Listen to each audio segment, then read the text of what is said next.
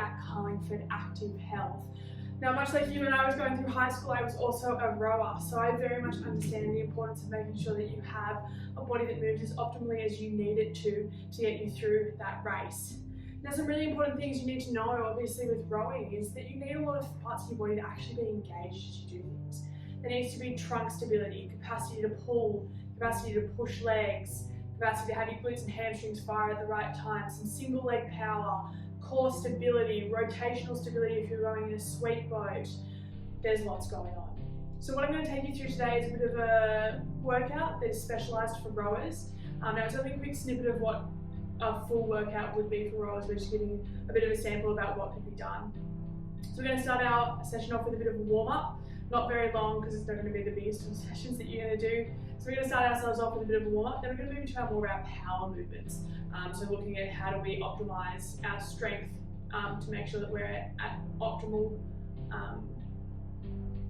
forces when we're moving through the stroke. Then we're going to move on to what we call your accessory movements. So the ones that aren't as power needed but more stability needed. And then finishing off with some of your plyometric movements. Now I know you might be wondering, plyometric movements, but I'm in a boat sitting down. You need a lot of power to be a rower, okay? And plyometric work and your capacity to actually produce force is going to be massively important. So there's a concept called your rate of force development. So while your muscles can switch on, it's also just as important as to how quickly they can switch on.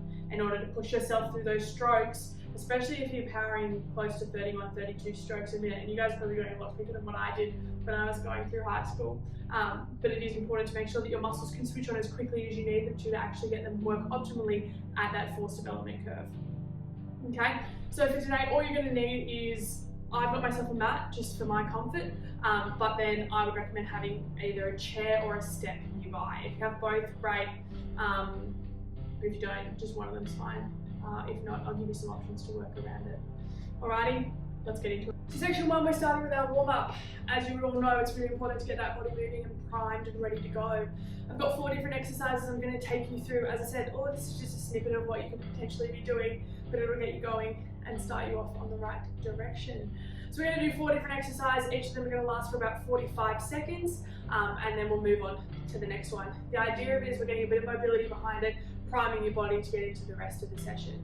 So first up, we're going to start ourselves off with the world's greatest stretch into some thoracic rotation work. So find your space on the floor wherever you feel comfortable. I usually start myself off in a high plank position, starting my float for 45 seconds. You're going to step your left leg to the outside of your left hand and then rotating left arm up to the sky. Now feel free to take this as quickly or as slowly as you feel comfortable. This is more about making sure that your body feels ready to move through this movement, okay? So sink into that stretch and then rotate up and down.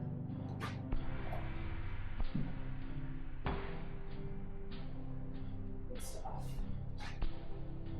You should feel some heat start to arrive in your body, and that's completely normal to be expected. Now you spend a lot of time sitting down in a hunched over position with a lot of hip flexion, so it is important to open up those hips whenever you can. Alrighty, next up we're going to get our core going. So you're going to drop yourself back into what we call a child's pose position, but from there I actually want you to hover your knees off the ground. You're going to curl up through your spine, drop yourself over, lower hips to the ground. Tuck under through your core, drop yourself back toward that hanging child's pose. Driving up through the core, down, curling back up and over up, drop into child's pose. Now important to remember that this is all about the core getting switched on to have the movement happening. Good job. We'll go one more.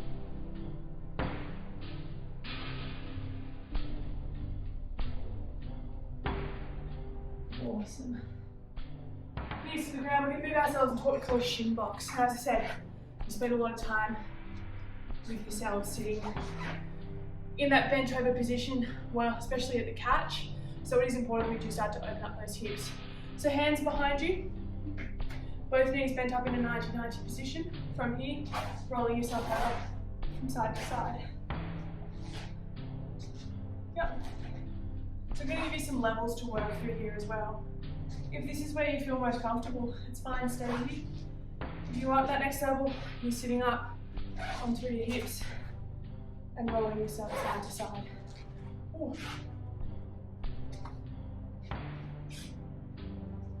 Okay? If you're feeling like you're extra comfortable, hands go into the air. And for those that are ready, when you get to one side, you sit yourself up, opening up through the hips. So this takes a lot of core stability as well to be able to do this movement. The idea is that you don't swing yourself forwards, but actually move yourself through the movement, straight to the sky. Good stuff. I'm going to do 2 more each side. Now, you're more than welcome to stay on any of these exercises for longer, or repeat yourself through this part of the video if you feel you need a little bit more of a warm up. And just to finish off, we're going to come up into standing and move through some fast squats. Get that heart rate going a little bit more. So down and up, let's go. Get the legs pumping for our last little bit.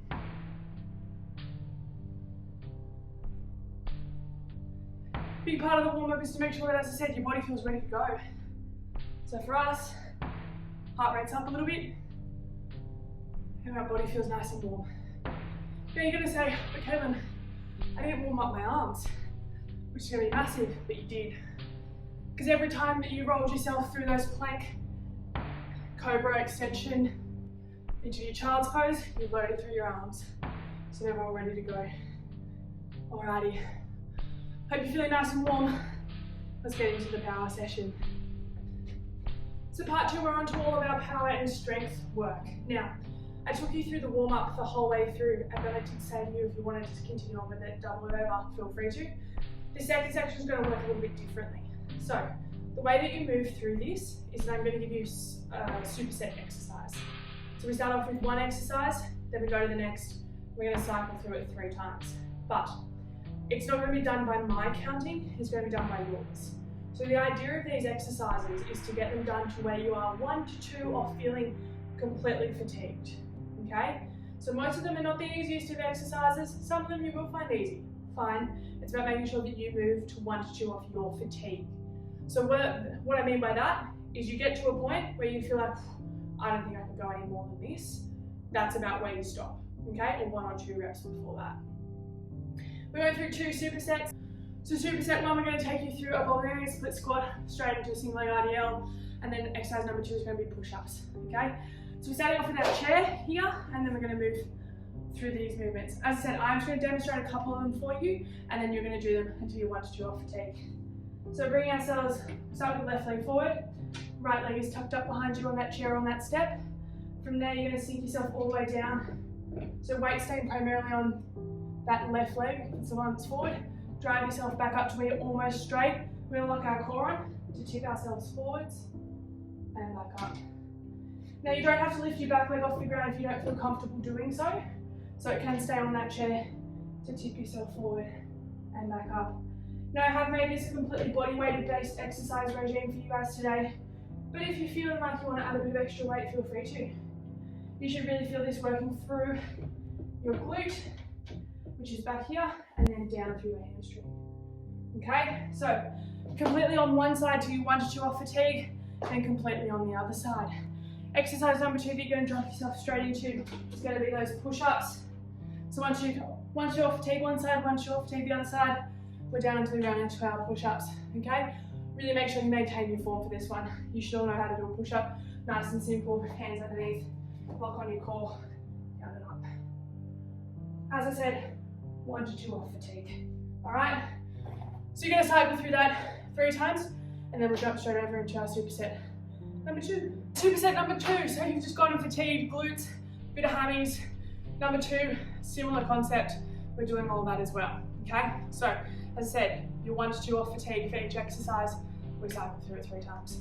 Once again, it's important to make sure that you remember all the things that are required when you are rowing to be strong in these movements.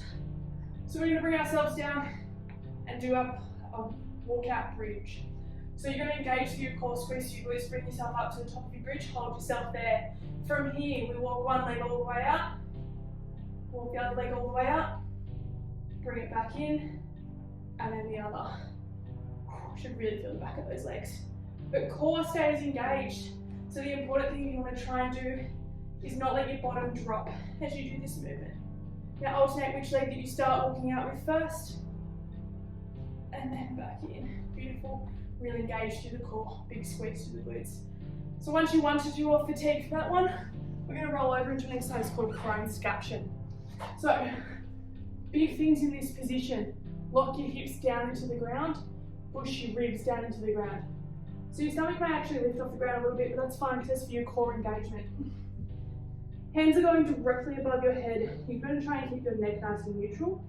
From here, you're going to lift yourself up off the ground through your back, squeeze down through your shoulders, lower those arms down, and back up. So we're trying not to lower ourselves down in between. Give yourself a little bit more of a squeeze up when you get to the bottom of that movement. And as I said, I've made this all body weight. But if you want to grab onto some weights, some water bottles, some cans of food, go for it. If you start to feel this in your lower back, you've gone too far. That's your fatigue point. Okay? So those are your 2 exercises in superset 2. I'll see you for when we move into our accessory movements. Alright, so should be feeling pretty warm and pretty powered up through everything. Section number 3 that we're moving into is called our accessory movements. Now accessory movements, I'm only giving you a sample of them as I said, because it's about making sure that you get enough of your body moving for everything to be going on. So what we're going to do for this one is each exercise you go to fatigue, so completely wiped out for that exercise, and you cycle through that 3 times. So I'm giving you a couple of exercises to work through for this one. So I'm demonstrating 3. We're starting off with our moving goblet squat, then we're going to move into our dolphin push up or our dive bombers, and then into kind of what we call your bird dog. There seems to be a fascination with countries and with animals when we do these things. Who knows why? So, first exercise, feet shoulder width apart. You're going to sink yourself all the way down into your squat as far as you can go. Hands are together and elbows are pushing slightly out into your knees. From this position, you're going to stay pretty low in your center of gravity, and you're going to pulse yourself up, back down. Pulse up, back down. So this idea is that it's similar to what you'd be like when you're at the catch and just repetitively doing that movement. You should feel this start to burn pretty much in your quads primarily, but you might get a little bit of glutes as well. Alrighty, so that's exercise number 1. Exercise number 2, you've got 2 options for this one depending on where you feel comfortable, your dolphin push up or into your dive bomber. So we're going to slide ourselves down pretty much in the downward dog position, so hands flat onto the ground. You're going to try and stack your shoulders pretty much over your hands. So if you're going for the dolphin push up, straight down, straight up. So big push through those shoulders. Remembering that this is to fatigue, okay? So you may not get very many reps in before you feel like, oh, I'm done. The second option for it is your dive bomber. You need to start yourself probably a little bit further away. Same up dog, down dog position. Then from there you push down, cycle yourself up, then back down. So cycle yourself back up. Ooh. Now that one's obviously a harder version, so you're definitely not going to get many of those out, okay? Then into exercise number 3, your bird dog. Now this may take a little bit longer to fatigue, so I'm going to give you some options to make it a little bit harder.